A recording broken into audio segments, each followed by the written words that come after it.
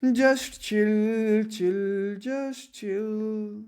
Sonia dil se mila le. Let's start, everybody. Let's start. So, hey, everybody, we're live and in stereo. Today, we'll be starting off with a new chapter. It's a very small chapter, and a lot of the things that I'll be teaching you guys in this chapter, you've already studied in O level and IGCSE. So, I'll quickly just recap a couple of things and then teach you the things which will be tested largely in AS level and the new stuff, right? So, I'll quickly recap the old stuff and then I'll focus more on the new stuff, right?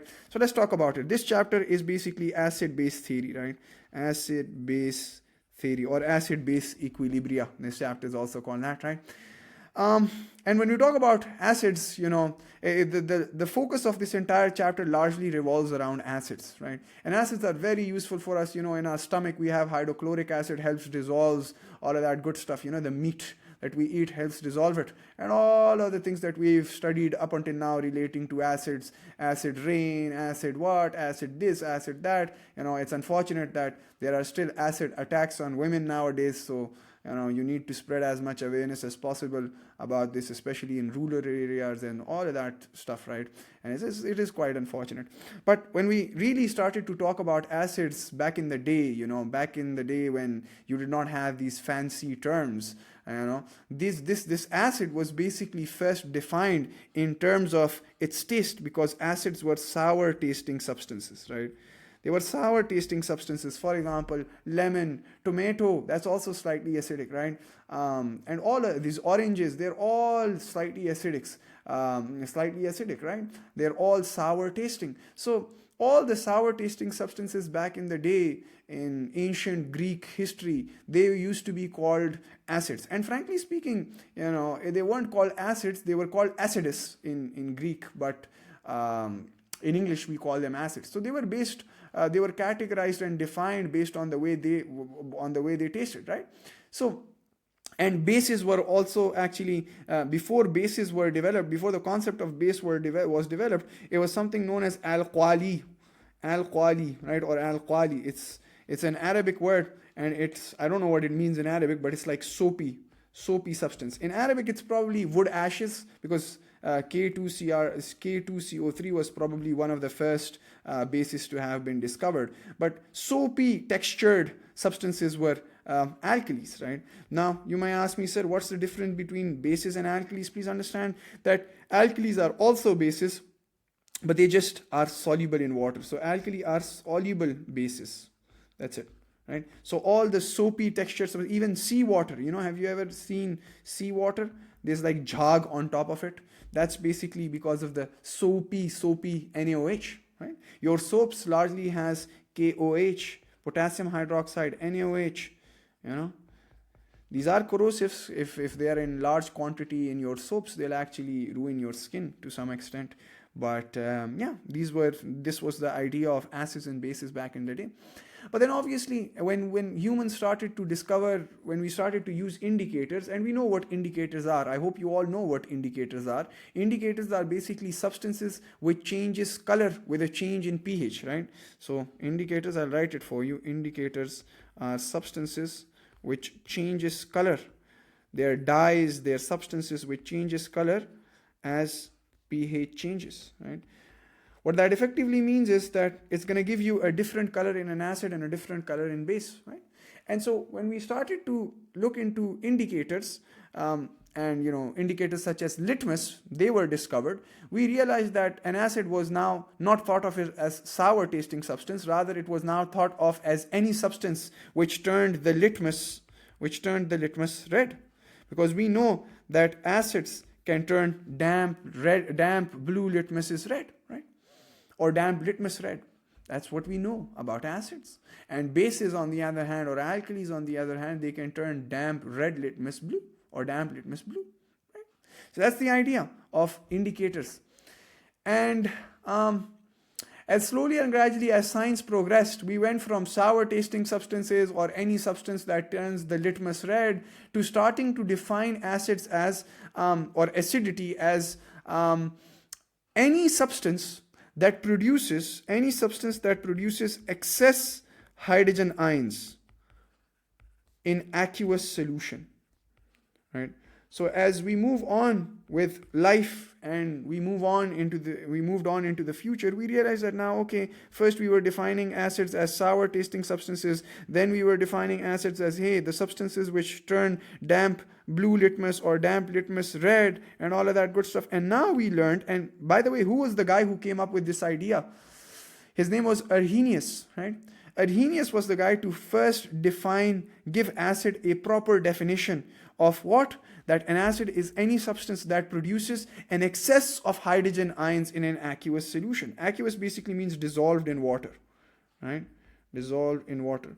So if something is an acid, we know that water, H2O, also ionizes. It is H and OH minus, right? H2O liquid, although it's a simple covalent molecule, but for a split second, it can also have hydrogen ions and hydroxide ion. And for a split second, right? And the reason for that, you learn in A2 chemistry, it's called auto-ionization of water. It's not a part of your course as of now. But if you don't believe me that water has this hydrogen ions and hydroxide ions, even though it has covalent bonding, it's a simple covalent molecule, but sometimes it can also give you hydrogen ions and hydroxide ions. If you don't believe me, try putting naked wires inside water and then putting your fingers through it. Let me see how you get electrocuted, right? Please don't do that. I do not condone any of that action, any of these type of stupid actions, but you realize that because it has ions, because simple covalent molecules, they are poor electrical conductors. But if you put naked wires inside a swimming pool and then you jump in that swimming pool, you'll get electrocuted, because you realize that these are free moving ions and they can effectively conduct electricity, right?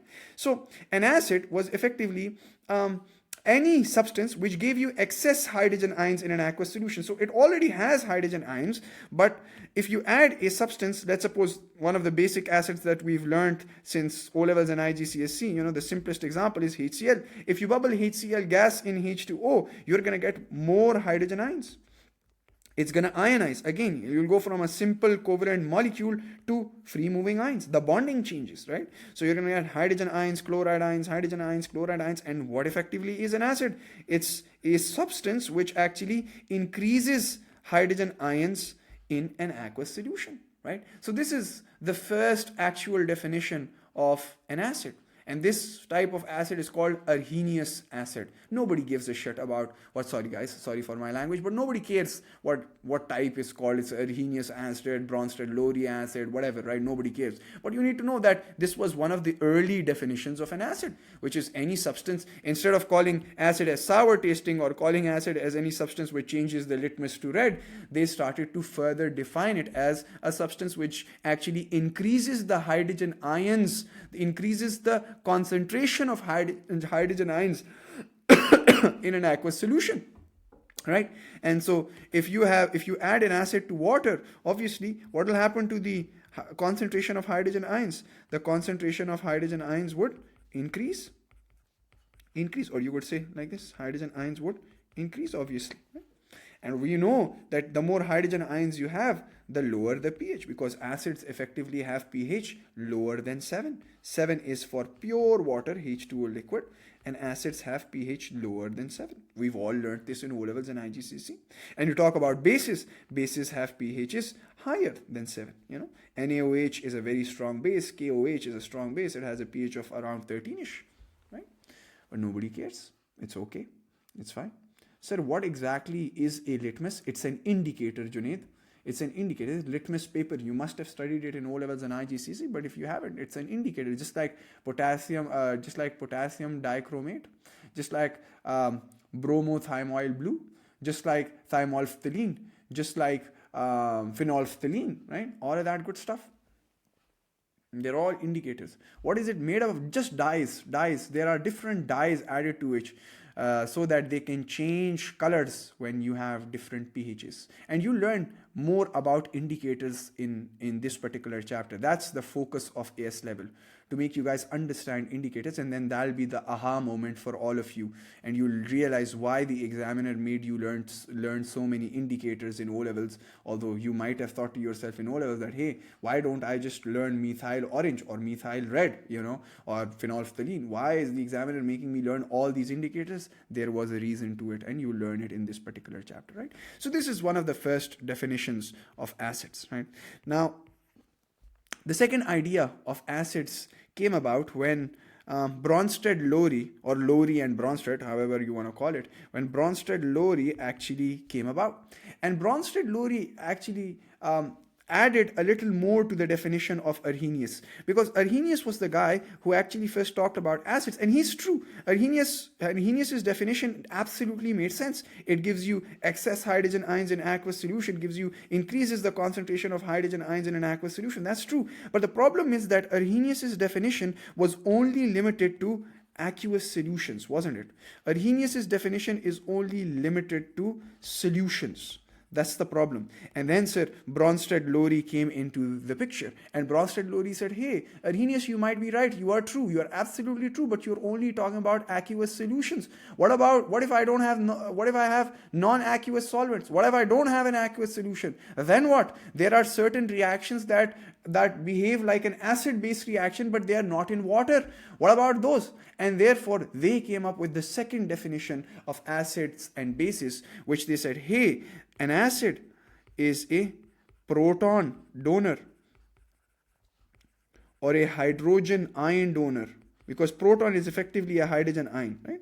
Because if you realize hydrogen is 1,1, so if you want to talk about, if you make this hydrogen lose an electron, it will be H1 plus, right? So if you want to write the number of protons, electrons, and neutrons for H1 plus for a hydrogen ion, you can write it. It has 1 proton, 1 minus 1, 0 neutron, and 1 proton and 1 electron for this neutral atom, but now it has lost an electron, so it has 0 electrons, right? So effectively, you realize that, hey, your proton is effectively a hydrogen ion. So an acid is a proton donor, and this is the definition which you are taught in O-levels and IGCSE, but you should also know this stuff, right? So an acid is a proton donor, whereas a base is a proton acceptor.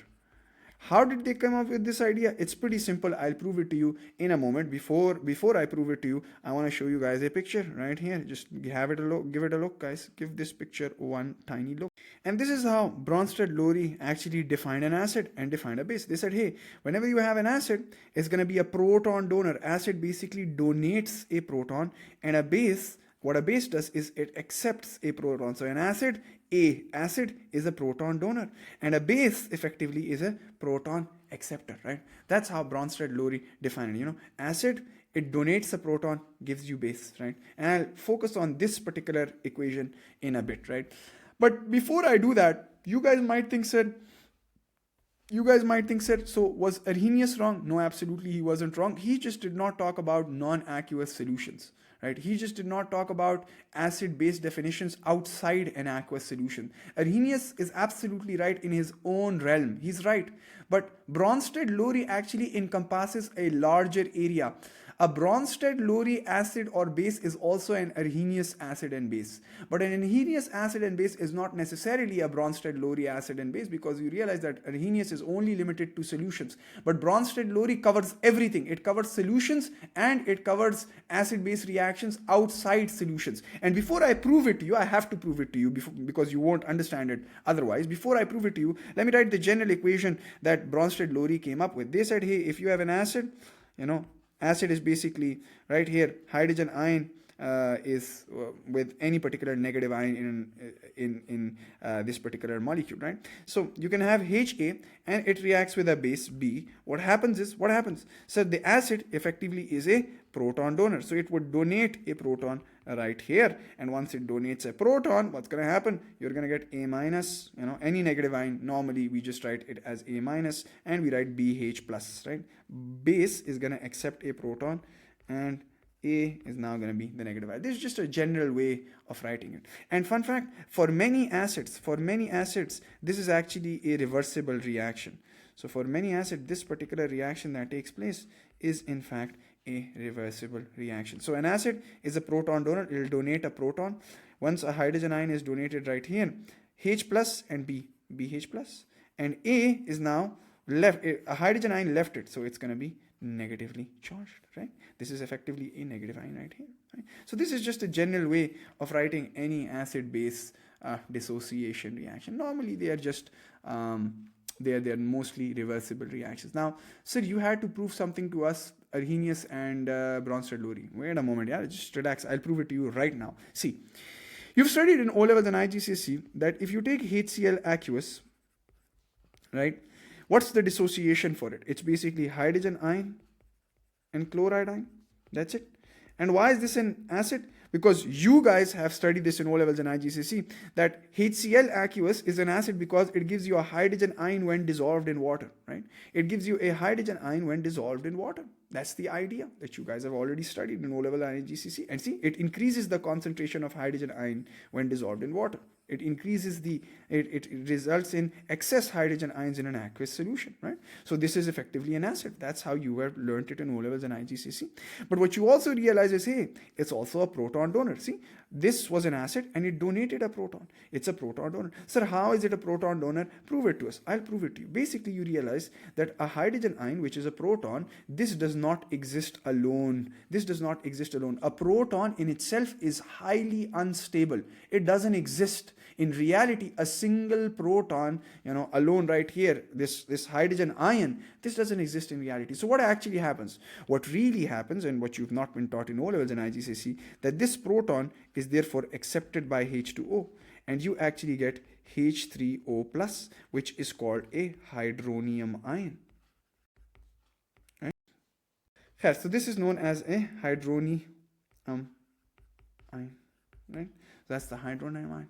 And this is effectively following the definition of Arrhenius, which is it results in excess hydrogen ions, and also Bronsted. So an Arrhenius acid is also a Bronsted-Lowry acid. Because realize, see, what has an acid done? It's basically a proton donor. A proton has been donated, and a base is a proton acceptor, right? A proton has been accepted right here,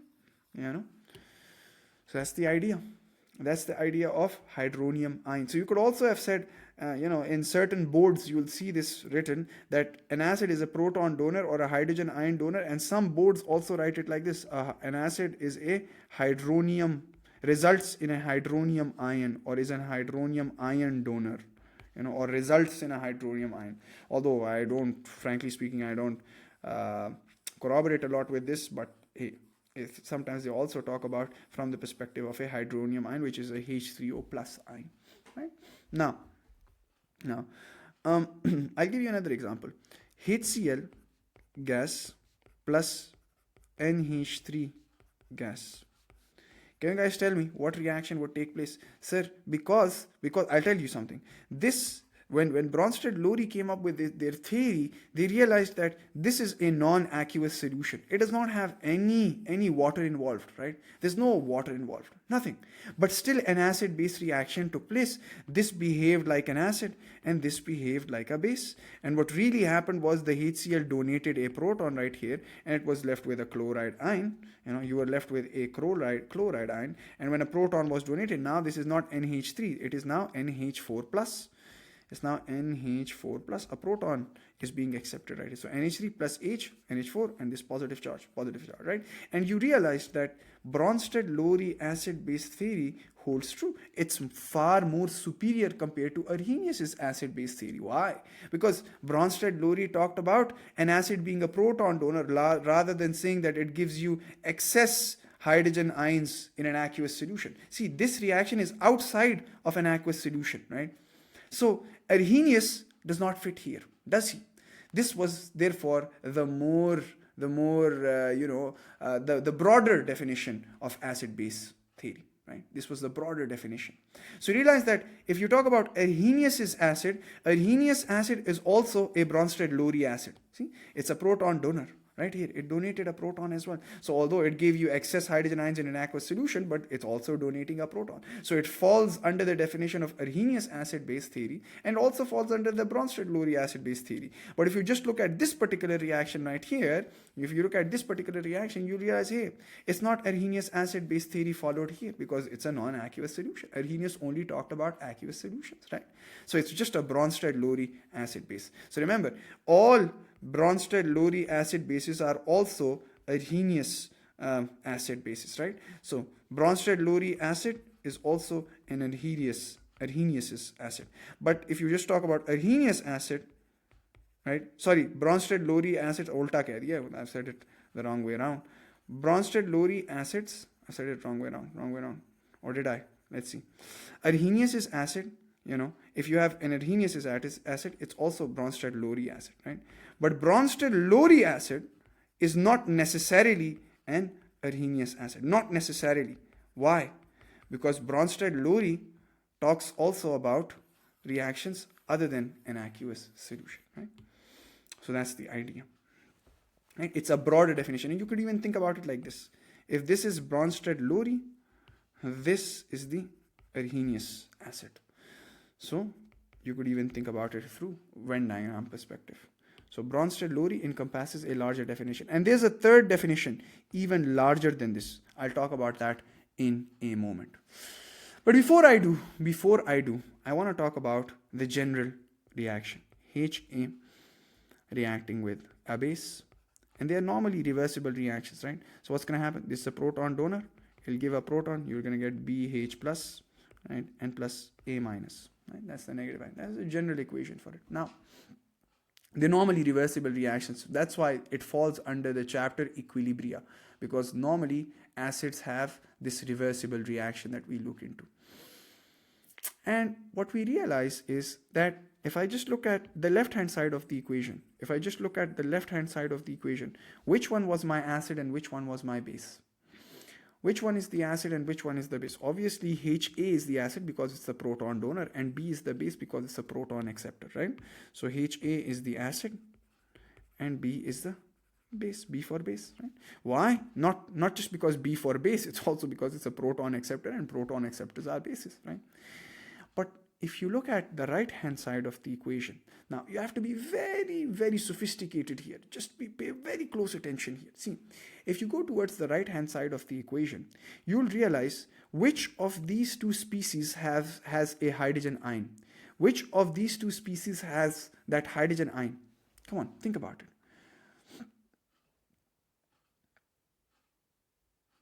Yeah, which of these two species has the hydrogen ion? So this species right here has the hydrogen ion, doesn't it? The BH plus, right? And because it has the hydrogen ion, therefore this fella will now behave as an acid, because now this species right here has the tendency to donate the hydrogen ion since it has a hydrogen ion, right?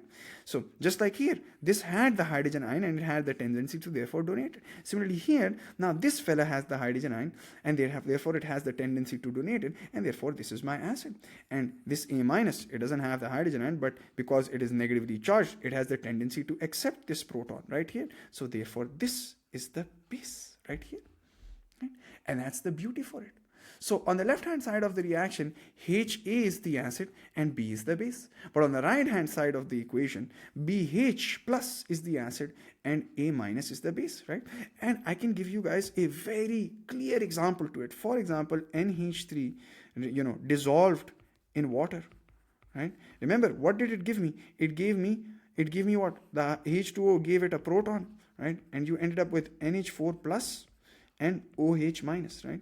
And what we realized was, hey, remember these ammonium salts in O levels and IGCSE? Remember these ammonium salts, ammonium chloride. Now you know why ammonium salts used to react with strong bases. Why? Because, and I've even recapped this in chapter number 4, ammonium salts react with strong bases. Why? Because ammonium salts are slightly acidic. And now you know why they are slightly acidic. Because they have what? They have a hydrogen ion. So you realize that on the left hand side, don't rote learn these things, please. For crying out loud, don't be a rote learner. Don't be a rote learner, sir. Can we just say it is opposite? No, you can't. If you want to be a rote learner, you can, but please, no, you can't. Okay, so this is the acid and that's the base. But now since this has the hydrogen ion, this has the tendency to donate it, this will be the donor, proton donor, therefore proton donors are acid. So this is the acid and this is the base. And fun fact everybody, this on the right hand side of the equation, you add a word to it. What word do you add to it? So you add a word to it which is called conjugate. So this is called conjugate acid, conjugate base. That's it, right? This is a conjugate acid and a conjugate base. Conjugate acid, conjugate base. Now the question is, sir, why do we put this word conjugate? Why do we put this word conjugate, and what is the meaning for this word conjugate? Understand that conjugate just means joined together. It just means joined together, right? It just means joined together. Conjugate just means joined, right? In English, simple English, it just means joined together. How are they joined? They're joined with these fellas right here. This fella is joined with one of these fellas. This fella is joined with one of these fellas. Sir, how is it joined? I'll tell you. See, this was my acid, right? And when this acid donated a proton, what is left behind? When this acid donated a proton, what's left behind? Sir, the A minus is left behind. And that's why we call it a conjugate base. This was the acid, and therefore it has a conjugate base. It has a conjugate base. And this particular, these two species they're joined together due to these protons. Literally, they're just, conjugate means joined together, and here they're joined together with the relationship of a proton. Once this lost the proton, once this donated the proton, this was what was left behind, right? So this is the good brother, this is what's left behind after the good brother donates stuff. This is what's left behind. So we call this acid conjugate base pair. That's why we call it a pair, because they are joined together. One and the same thing, right? That's how easy it is. Sir, why do they have the tendency? Why do bases gain hydrogen ions? They gain hydrogen ions for multiple reasons, Raima. And once you understand the third theory behind it, you'll realize why. Why does anything gain anything else, right? Yes, LQPBV saying, can a substance be defined as an acid even if there's absolutely no base present to accept the proton? Yes, because an acid is effectively a proton donor, right? So if a base is present, it will donate. If it's not, well, it's not, the base is not present, but that doesn't take away from the fact that it's not an acid. It is an acid, right? For example, I'll say an acid will burn you, right? Acid burns. Now, that doesn't mean that if I'm not throwing the acid on you, it's not going to burn you, is it? It'll still burn you, right? If I throw it. But if I don't throw it, does that take away from the fact that it's not an acid? It's still an acid, isn't it? It's just a relationship. And similarly, this B right here, this was a B base, base. And what's its pair? A base, this B actually accepted a proton, and now it's BH plus, and BH plus is now acid. So this is a base conjugate acid pair. यार एक बात मैं आपको बता दूं, this concept is butchered in classes because they just say acid base conjugate pair, base acid conjugate pair. This is not how it's said. The way I'm saying it, this is how it is said, because if you understand it like this, you'll be able to solve every single question of acid base, acid conjugate base, or base conjugate acid. You'll be able to solve every single question, I promise you, right? So this is base, and this is its conjugate acid. And why am I calling it a conjugate acid? Why? Because it's just joined. It's joined. It's joined with this fella right here. How? Through the proton. Because once it gained the proton, this became this. So these are the same things, one and the same thing, but now this just has an extra proton. Yeah, this and this is the same. Were the same things, right? They're just joined together. There's a relationship between them through the hydrogen. There's a relationship between them through the hydrogen, right? It's just now been modified. That's it. Yeah. Now, conjugate just means joined together. It's just a fancy term. Conjugate acid is basically a species that forms. It's a species that forms when a base accepts a proton, right? And then this fella can donate a proton acting as an acid. Similarly, if this, if I talk about a conjugate base, it's the species that remains after an acid has donated a proton. So I did not want to go into the technicality for it, but if you want, that's what it is. And now this can accept a proton, right? That's why it's a base. I first wrote a base with it because I made you guys understand the idea of tendency to accept a proton, so it's a base, tendency to donate a proton, it's an acid. I just added the words conjugate with it to join it with what? This B is joined with the B. This A is joined with the A. Right? I just wanted to join this relationship, provide you guys with the relationship. Let's do a couple of examples to understand this. And this is the area which is mostly tested in AS level. Chalo, let's start. HCl aqueous. I'm going to give you guys billions of, not billions, but tens of examples now. And let's see whether you guys can identify the acid conjugate base pair or the base conjugate acid pair. Let's see. So what's going to happen? Sir, I'll just write the equation for you. You guys figure it out on your own. Plus Cl minus aqueous. Tell me, fellas, tell me, shabash.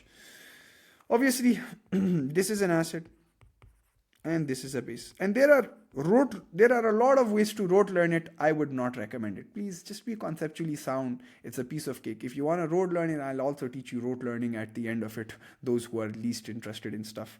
But I'll also teach you that stuff. But hey, please don't be rote learners. That's my advice to you. See, look here. This fella, this was H2O, right?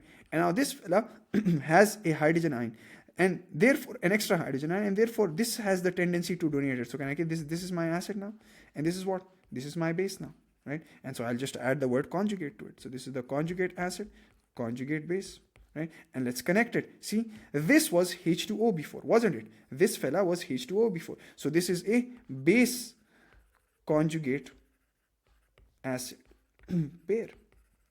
Which two? These two. This is the base conjugate acid pair. And similarly here, this was the acid. See, HCl, this chloride ion, first was HCl.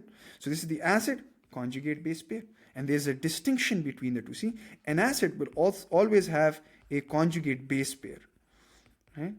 Because this acid is no longer an acid on the right hand side. This was an acid, but now it's a base on the right hand side. This was a base, but now it's an acid on the right hand side. See, it'll start to make more and more sense. So my advice to you guys would be to always think like I am thinking, because it will help you guys understand MCQs. Because in the MCQs, they don't just write, they don't write it like this, like you were taught in school, acid base conjugate pair. No, they write it like this, the way I'm writing it, right? They rarely write it like this. So you need to differentiate between the two. Base has a conjugate acid pair, acid has a conjugate base with it. And there are proofs and proofs that I can keep on giving you. Like, for example, NH3 reacts with H2O, gives me, what would it give me if it gives me NH4 plus OH minus? You guys now tell me. See, this NH3 is a base. We all know that. This we all know is going to act like an acid here. Well, this will act as an acid. Why, sir? Because realize what has actually happened. This NH3 was NH3, now it's NH4 plus, which means that this would have, NH3 would have accepted a proton. Proton accepted is a base. This is a proton donor. This is an acid. That's why an OH minus is left behind. And now this has the tendency to donate a proton. So what is this? This is now my acid. This is now my base, right? So, and these are reversible reactions, by the way. So I just put the word conjugate to it, right? So now what is the base conjugate acid pair, or what is the acid conjugate base pair? See, you could even be a rote learner, which is whatever base you have, the conjugate, it would pair up with the conjugate acid, and whatever acid you have, it would pair up with a conjugate base, right? So base conjugate acid pair and acid conjugate base pair. And what are these two? Sir, above base conjugate acid pair are these two, NH3 and NH3 to NH4 plus, these two fellas. And acid conjugate base right here, H2O and OH minus, these two fellas. Right? How easy is this? It's a piece of cake. Now there's also a shortcut to it. The shortcut is pretty simple. See, if I had just given you NH3, right? If I had just given you NH3 and I wanted you guys to give me, and this is a base, and I wanted you guys to write down the conjugate acid for it, how would you do it? What would be the conjugate acid for NH3? Because it's a base, right? Bases have conjugate acids. Now, if you look at the above equation, you could either write the entire equation for yourself, or think of it reacting with water and then give it the hydrogen ion, and then, gives you NH4 plus, and the conjugate acid for it is therefore NH4 plus, right? Right here, NH4 plus. You could either think like this, or you could think, hey, this is a base. What do bases do? What do bases do? Bases accept a proton, and after it accepts a proton, it will behave like an acid. So if this is a base and I want the acid for it, the conjugate acid for it, the link with an acid for it, what do? I just give it a proton, right? So whenever you have a base, just literally give it a proton, and that would give you the conjugate acid for it, right? So see, if now I give you NH3 and I say, hey, this is a base, and can you guys tell me the conjugate acid for it? Absolutely, sir. Bases accept a proton. Give it a proton. This is NH4 plus. Boom. That's the conjugate acid for it. That's how easy it is. It's a piece of cake, isn't it? Piece of cake. And fun fact, what if I told you you have H2O, and let's suppose H2O is behaving as an acid. What's the conjugate base for it? And we know, what do acids do? They tend to donate proton. They are proton donors, right? So the base, and then they become the conjugate base. So if I have an acid and I want the conjugate base for it, what would I do? I would just make it donate the proton, right? Effectively, the conjugate base would be OH minus, right? Right here. See, this was my acid. It gave a proton, and then this is the conjugate base for it. That's what's left behind, right? And so the shortcut for it is that whenever you have a base and you are asked to write the conjugate acid for it, just because bases accept protons, just add a proton to it, and I'll give you the conjugate acid. Because after a proton is added, now it has the acid-like properties, right? Similarly here, if you're given an acid and you want the base for it, just remove a proton. And this is the shortcut which is taught somewhere without explaining concepts. This is shortcut number uno and shortcut number dos. So if you want to go from base to an acid, what do? Base does what? Accepts proton. And once it accepts proton, it becomes acid-like, right? Similarly, acids, if you want the conjugate base for it, what do? Well, acids, just make it donate the proton, and then a conjugate base would be left behind, because it can no longer donate a proton, but now it'll want to accept a proton. Right here, I can show it to you right here. See, this was the base, make it accept a proton. Now it's the conjugate acid. This was the acid, make it give a proton, make it donate a proton, because now it will have the ability to accept a proton. This is the conjugate base. How easy is this, guys? It's a piece of cake, isn't it? It's a piece of cake. Please, it's not NH4, Junaid, it's NH4 plus. A proton has been accepted. Similarly, when H2O, you remove a hydrogen, therefore a negative charge is left behind. So now it is OH minus, because you're removing not a hydrogen atom, you're removing a H plus. So it's left behind with a negative charge, right? And let's do more and more examples now. More and more examples. I can make you guys do a lot of examples, because frankly speaking, this is the part which is most tested in your exams. And I will do the most difficult examples. Let's start. Chalo, shuru. Now you guys have to start to think like I am thinking. I'll do as many examples as you guys want. HNO3 gives me, let's suppose, H2NO3 plus, and this gives me HSO4 minus. A difficult example nonetheless, but can you guys identify the acid conjugate base pair, right? Or the base conjugate acid pair? Please understand, you might be bamboozled, because this is also an acid and that's also an acid. But look at the entire equation, guys, and try to figure it out on your own. What has happened? What's the change from left to right? Figure out the acid, figure out the base, and then you can figure out the conjugate acid and base as well. Let's check out which of these two is actually behaving like an acid, although both of them are acids. But you realize something strange has happened. What has happened is that this HNO3 is now H2NO3 plus. What has happened? This HNO3 is actually accepted a proton. This is what has happened. And you could even see it on the right hand side. H2SO4 donated a proton, and so it's left with HSO4, but then a negative charge as well, because it gave a positive away, right? So you could say, hey, this was the acid right here. And if this is the acid, then this is definitely the base. This is accepting the proton. Similarly here, now that this fella has accepted a proton, now this has the tendency to give the proton, right? So now this is the acid. And I'll just write conjugate with it. And now this is the conjugate base, because now this has the tendency to accept a proton. Right? So which two are the conjugate, the acid conjugate base pair and the base conjugate acid pair? See, this was my acid.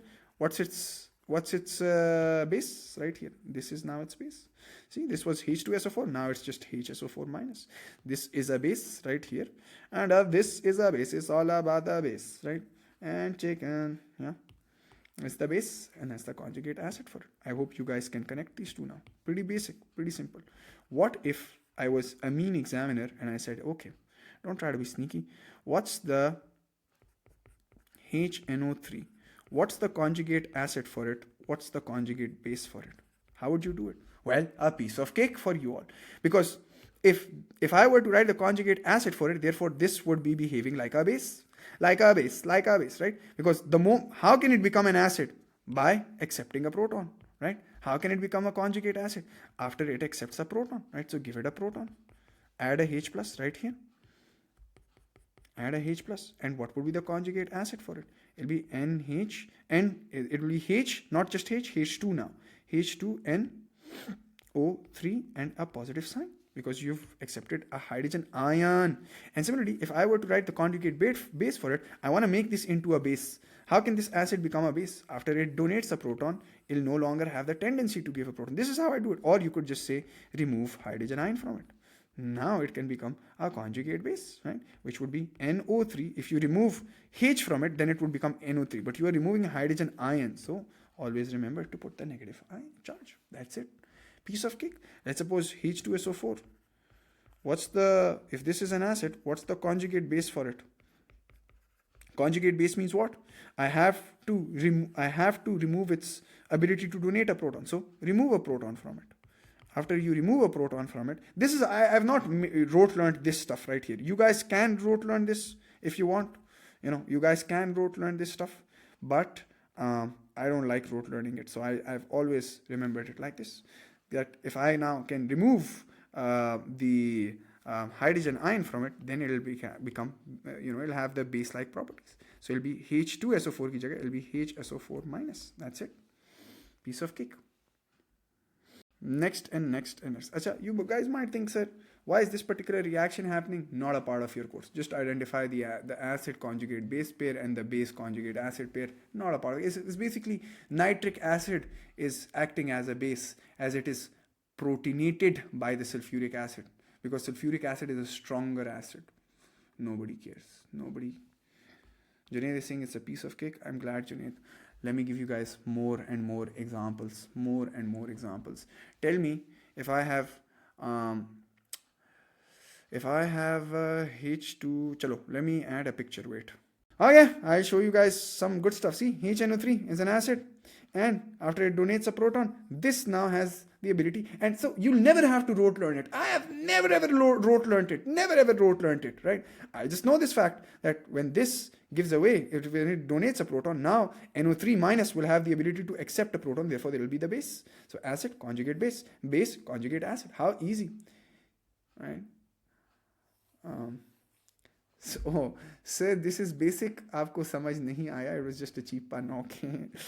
See, you might be given this stuff in the exam. Nobody gives a shit about what this is. Nobody cares, right? You can just by looking at it, don't get scared. Please, for crying out loud. Look at it, don't get scared. You'll understand this, right? You learn this in A2 chemistry. But don't be scared. Oh, sir has not taught us these structures. In AS MCQ, such structures will be tested, even though your teachers might not have taught us. There are millions and millions of structures like this. I can't possibly go on teaching you guys every single case, right? I teach you the concept. If you look at this, you can literally end up with the concept. What is this? This is H2O. And you realize H2O went from, even if you did not know any of this, even if you didn't even know how to look at this with your naked eyes. No, if you just look at H2, it went from H2O to OH minus. So now this does not have the ability to accept a proton, donate a proton. It can now only accept a proton. Therefore, this is a base, conjugate base, and therefore this must be an acid, and therefore this must be a base. But even if you did not, if you were smart enough, you'd see, hey, this is NH2 and this is NH3. And plus, which means what? It has accepted. This fella has accepted a proton and then formed this. This fella, you can think it like this. This fella has accepted a proton and therefore formed this. So this is a proton accepted, therefore base. This is a conjugate acid. That's it, a piece of cake, guys. So I can teach you guys concepts, and yeah, Fatma, just 5 more minutes, kiddo. अपनी अदाओं से प्यार से बनना बचना है हसीनो. Okay, one big fat pager that I'd like to show you. This is what I love. This diagram is a beautiful diagram right here.